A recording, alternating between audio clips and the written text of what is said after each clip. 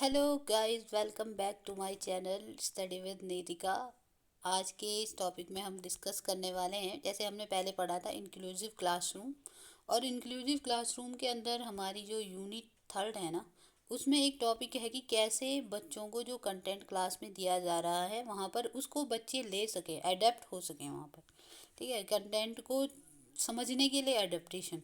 तो वहाँ पर हम अलग अलग क्योंकि अब हम क्लास के अंदर हम कोई चीज़ अगर डिलीवर कर रहे हैं तो ऑब्वियस सी बात है टीचिंग के थ्रू ही करेंगे। तो यहाँ पर हम अलग अलग टीचिंग मेथड्स या हम कह सकते हैं टेक्निक्स या स्ट्रेटजीज़ को यूज़ करते हैं जो हमारे इंक्लूसिव क्लासरूम में हेल्पफुल होती हैं हमारे लिए। इंक्लूसिव क्लासरूम को हम थोड़ा सा रिवाइज करते हैं तो उसकी एक डेफिनेशन ये हो सकती है कि जहाँ पर हमने सभी टाइप के बच्चों का इंक्लूजन किया है और उनको हम नॉलेज डिलीवर कर रहे हैं, दैट इज़ इंक्लूसिव क्लासरूम। अब हम बात करते हैं सबसे पहली जो स्ट्रेटजी हमारी, कोलैबोरेटिव टीचिंग।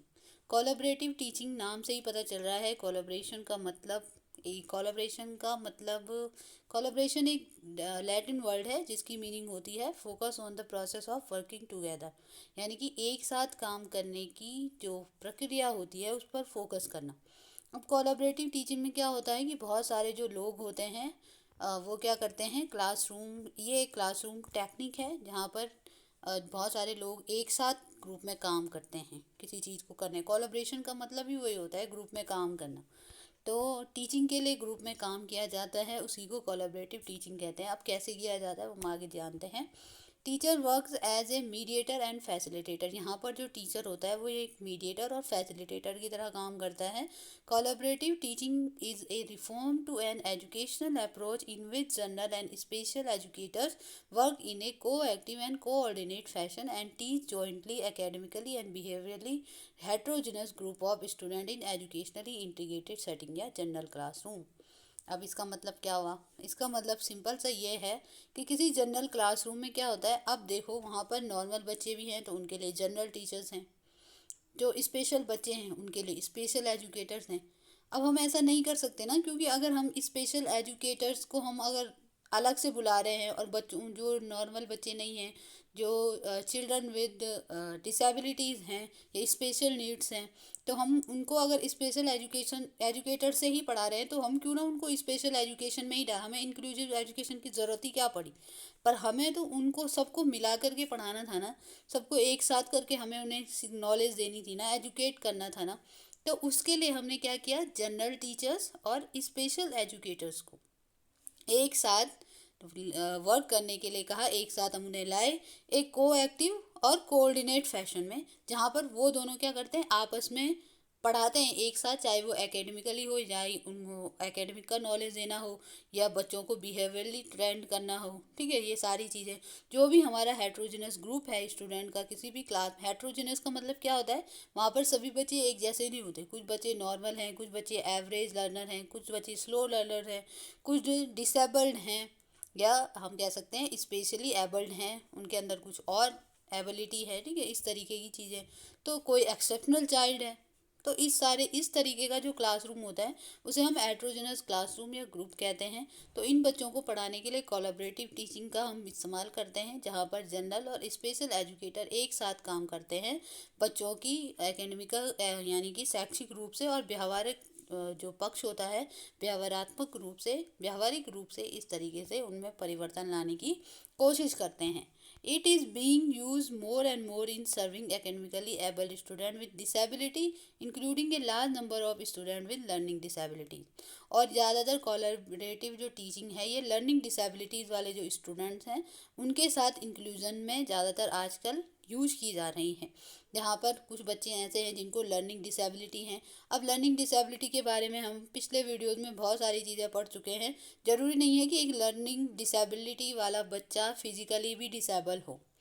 ठीक है, क्योंकि लर्निंग डिसेबिलिटी एक अलग चीज़ है जहाँ पर बच्चे को सीखने में प्रॉब्लम होती है, सीखने में बाधा आती है। तो ज़रूरी नहीं है कि वो फिजिकली हैंडीकैप भी हो या उनको कोई और प्रॉब्लम भी हो, जैसे सेरेब्रल पाल्सी वगैरह। ज़रूरी नहीं है ये सारी चीज़ें, इनको इम्प्रूव किया जा सकता है।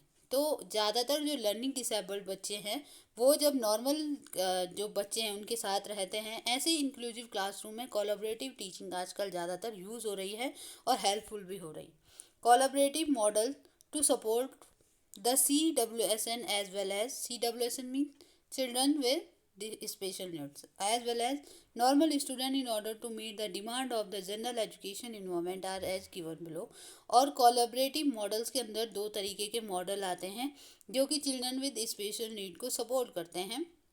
पहला है द कंसल्टिंग टीचिंग मॉडल। इस टीचिंग मॉडल जैसे कंसल्टिंग ही लिखा है ना, तो कंसल्टिंग का मतलब क्या हुआ कि जनरल टीचर तो है क्लासरूम में, साथ में एक कंसल्टेंट को यानी कि अलग बाहर से किसी और टीचर को नियुक्त कर दिया जाता है। जो नॉर्मल बच्चे नहीं हैं, जो डिसेबल्ड हैं, जिनको लर्निंग डिसेबिलिटीज़ हैं, उन बच्चों को पढ़ाने के लिए एक कंसल्टिंग जो टीचर होता है कंसल्टेंट के रूप में रख दिया जाता है। बहुत सारे जो एजुकेशनल इंस्टीट्यूट हैं वो ऐसे कंसल्टेंट को रखते हैं या फिर प्रोवाइड कराते हैं दूसरी छोटी स्कूल्स को। तो इस मॉडल को हम कहते हैं कंसल्टिंग टीचिंग मॉडल। यहाँ पर क्या हो रहा है, जो कंसल्टेंट है वो और जो जनरल टीचर है वो दोनों आपस में मिल करके उन बच्चों को सिखाने का प्रयास कर रहे हैं एक जनरल क्लासरूम में। सेकंड हमारे पास मॉडल होता है रिसोर्स रूम टीचर मॉडल का। ठीक है, तो रिसोर्स रूम टीचर मॉडल का मतलब क्या हुआ कि एक स्कूल है जो कि क्या करती है, इंक्लूसिव एजुकेशन सिस्टम को फॉलो कर रही है। उसने अपने ही क्लास में, अपने ही स्कूल में एक रिसोर्स रूम खोला हुआ है, यानी कि एक जैसे क्लासरूम होते हैं वैसे रिसोर्स रूम बनाए हुए हैं। और वहाँ पर जो और टीचर हैं, बहुत सारे टीचर आपस में मिल करके उन बच्चों को सिखा रहे हैं। वो एक रिसोर्स रूम टीचर मॉडल है जहाँ पर कोई स्पेशल टीचर आकर के वहीं उसके अंदर पढ़ाएगा। कंसल्टेंट क्या होता है, कंसल्टेंट टीचिंग मॉडल क्लासरूम में कंसल्टेंट को हम रख देते हैं, वो क्लासरूम में उनको टीचिंग देता है। लेकिन रिसोर्स रूम टीचिंग मॉडल में हम एक रिसोर्स रूम अलग से बनाते हैं जहाँ पर कि हम कुछ टीचर की नियुक्ति करते हैं, और वो टीचर यानी कि स्पेशल एजुकेटर हम उसे कह सकते हैं वो, और जो हमारा जनरल टीचर है वो दोनों आपस में कोलैबोरेटिव या कोलैबोरेशन से उन बच्चों को सिखाने की कोशिश करते हैं। School have to develop support network.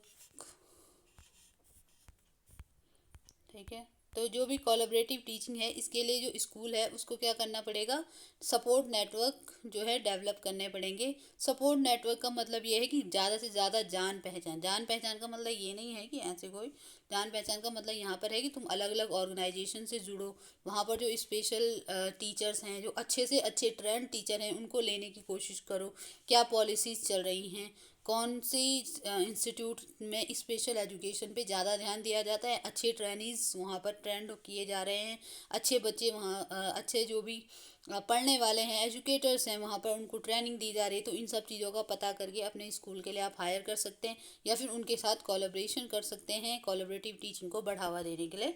It may facilitate collaboration among professional teacher assistant team, sometime referred as school wide assistant team, involve group of professional student parents working together to solve that problem, develop instruction in strategy and support classroom day। अब यहाँ पे collaboration होना है ना, तो collaboration से हमें पहले ही पता चल रहा है कोलैबोरेशन जरूरी नहीं कि तुम हमेशा स्पेशल टीचर, स्कूल तो अपनी तरफ से ला रहा है स्पेशल एजुकेटर को, स्पेशल टीचर को, पर टीचर पेरेंट्स भी, अगर किसी के पेरेंट्स ऐसी काम कर रहे हैं, उनको स्पेशल एजुकेशन की नॉलेज है, वो जो बच्चे स्पेशल नीड्स वाले हैं या एक्सेप्शनल चाइल्ड हैं उनको पढ़ाने में सक्षम है, वो उनके बारे में जानते हैं, तो पेरेंट्स भी यहाँ पर आ सकते हैं ग्रुप में। कोई भी जो प्रोफेशनल स्टूडेंट हैं, बहुत सारी बड़ी क्लासेस के जो बच्चे होते हैं ना स्कूल में, बहुत सारे बच्चे क्या होते हैं, सेंसिटिव होते हैं, वो जानते हैं कि किसके साथ कैसा बिहेव करना है, तो हम ऐसे स्टूडेंट को भी ग्रुप में ले आ सकते हैं।